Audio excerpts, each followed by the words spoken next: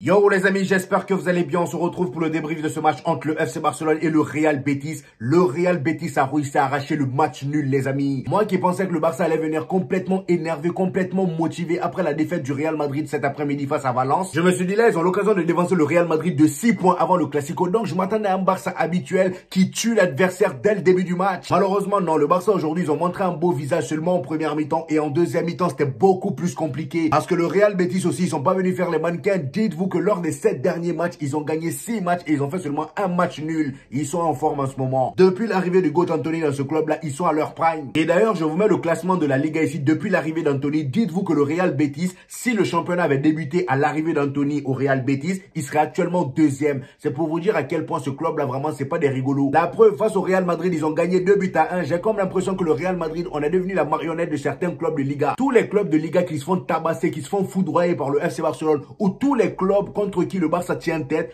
face à nous, j'ai comme l'impression que voilà, c'est journée porte ouverte. Ils font ce qu'ils veulent. C'est pas le sujet de cette vidéo, mais on s'est quand même fait tabasser par les 17e de Liga aujourd'hui. Dans la composition d'aujourd'hui, Hansi Flick, il a opté pour à peu près la même composition. Étant donné qu'Inigo Martinez est blessé, il a mis notre cher, comment il s'appelle, notre cher Araujo à sa place. Donc sur la ligne défensive, c'était la seule chose qui changeait. Et au goal, c'était Chesney comme d'habitude. Hansi Flick, lui, connaît pas rotation comme au Real Madrid. En championnat, on a Thibaut Courtois et en Coupe du Roi, on a Lunin. Au FC Barcelone, eux, c'est Lunin, point barre. Le milieu d'aujourd'hui était le milieu habituel. Voilà, Gavi à la place de Dani Olmo. Étant donné que Dani Olmo est blessé, voilà, le double pivot était pareil. Pedri, De Jong. Et pour terminer le trio offensif, il y avait que Rafinha qui s'est reposé aujourd'hui, étant donné que lui aussi, voilà, il avait un peu de fatigue. Donc pour remplacer Rafinha, Hansi Flick a eu la magnifique idée de mettre Ferran Torres. Personnellement, je préfère ça que de mettre Firmin Lopez. Mais le problème, c'est qu'aujourd'hui, ça n'a pas vraiment marché. Robert Lewandowski et la ferraille sur le même terrain en tant que titulaire, ça colle pas. Parce que d'un côté, on a Robert Lewandowski qui apprend toujours à faire des contrôles. Le frérot, voilà, j'ai comme l'impression que ses pattes là, c'est pas encore bien. Et pourtant, le gars, il est âgé. Normalement, avec l'âge qu'il a, là, il est censé être à l'aise avec les contrôles. Mais pour l'instant, c'est pas encore ça. Il se cherche. Dans ses appels, c'est la même chose. Le gars, il est tout le temps en train de douter. Carrément, ça fait que Lamine Yamal, pour lui faire une passe en profondeur, il tâtonne. Donc, le fait que lui et Ferran Torres soient titulaires en même temps a fait que Ferran Torres, déjà de 1, c'est quelqu'un, il a l'habitude ces derniers temps de jouer en tant que neuf. Donc, ça fait que pendant tout le match, le gars, il était attiré par le son. Je sais pas pourquoi. Peut-être que Robert Lewandowski avait un aimant, je sais pas. Pendant tout le match, le gars, il marchait sur le pied de Robert Lewandowski et ça faisait que le côté gauche était complètement libre. Le Goat Anthony s'est amusé. Baldé était le seul à défendre sur lui. C'est pourquoi, d'ailleurs, Baldé a eu beaucoup de mal aujourd'hui dans ce match. Parce que tout simplement, Ferran Torres ne l'aidait pas comme Rafinha le faisait. Et avant même de parler des individualités, j'ai trouvé que le Barça aujourd'hui, malgré la domination qu'ils avaient, parce que oui les amis, que ce soit la première ou la deuxième mi-temps, le Barça dominait vraiment. J'avais l'impression que c'était une domination stérile, devant ça concrétisait pas, il n'y avait pas tant d'occasions que ça. Dites-vous qu'en 90 minutes, ils ont cadré seulement 5 tirs cadrés en 90 minutes. Et le problème qu'ils ont eu aujourd'hui, c'est qu'il y avait beaucoup de déchets, des joueurs qui d'habitude sont vraiment irréprochables.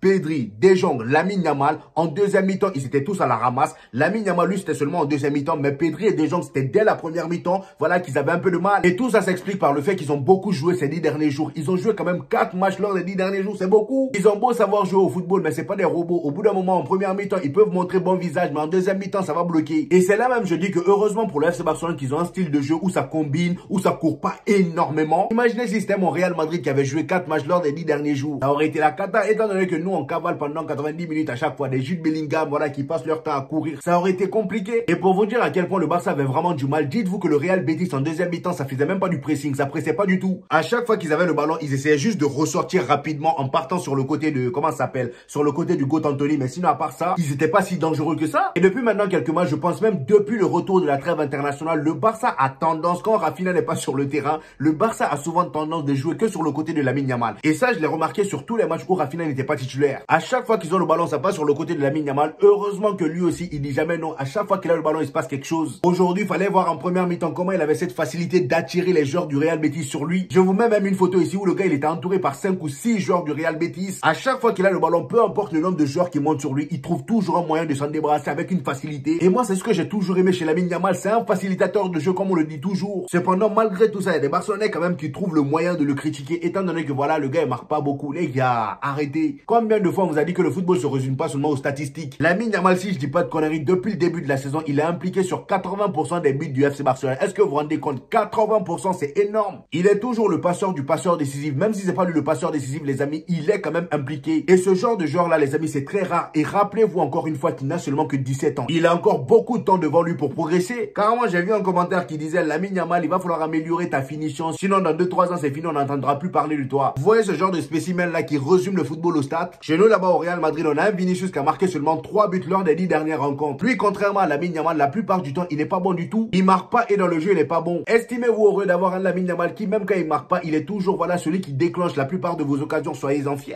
Bref, malheureusement pour Lamine Yamal, en deuxième mi-temps, la fatigue s'est fait ressentir. Voilà, le gars, il était beaucoup moins percutant. Il n'était pas le seul d'ailleurs. Presque toute l'équipe du FC Barcelone était dans ce cas-là. Frenkie de Jong aussi était dans la même situation que Pedri. Lui aussi, avec la fatigue, il avait beaucoup de déchets. On le voyait moins porter le ballon comme il le fait d'habitude. Défensivement, s'il y a bien quelqu'un qui a été très mauvais aujourd'hui, c'est Ronald Araujo. D'ailleurs, le but que le Barça se prend, c'est de sa faute. Voilà, c'est quel marquage tu nous fais là? Normalement, quand tu fais des marquages comme ça, t'es censé protéger aussi tes cages. Mais toi, tu fais un marquage en étant derrière le joueur du Real Betis. Comment tu veux protéger tes cages? Le gars, il a juste mis la tête et c'est rentré. Jules Koundé, quant à lui, a fait un très gros match aujourd'hui. Il a été d'ailleurs le joueur défensif le plus en vue. Voilà, offensivement, il était très intéressant. À un moment, il a même failli marquer un très beau but, les amis. Il a fait un crochet dans la surface. Malheureusement, le gardien a arrêté son tir, mais vraiment, c'était une très belle action. Donc voilà, les amis, match nul pour le FC Barcelone. Nous, personnellement, ça nous arrange. C'est mieux que s'ils avaient gagné. Donc là, il y a seulement 4 points entre nous. Si on fait aucun faux pas jusqu'au Classico, ce qui est pas sûr, vu la prestation qu'on a sortie aujourd'hui, moi, je mets même plus ma tête sur le fait de ne plus faire de faux pas. Parce que le Real Madrid, il peut se passer tout et n'importe quoi. Mais ça reste quand même le Real Madrid, tout est possible. Si on gagne face au FC Barcelone, il restera seulement un point entre nous. Et ça va se jouer sur les derniers matchs. Voilà, qui fera le plus de faux pas. Donc voilà, les amis, je sais pas ce que vous avez pensé de ce match-là. Dites-moi ça en commentaire, les gars. J'hésiterai pas à vous répondre comme d'habitude. N'oubliez pas le petit pouce bleu qui fait toujours plaisir, les gars. Ça aide au référencement. Pour ceux qui viennent de découvrir cette chaîne, ici, on fait des vidéos débriefs des matchs du FC Barcelone et du Real Madrid. Et quand il n'y a pas de match, on fait des vidéos actualités. Donc abonnez-vous pour ne rien rater, les gars. Et on se dit au prochain épisode, les gars.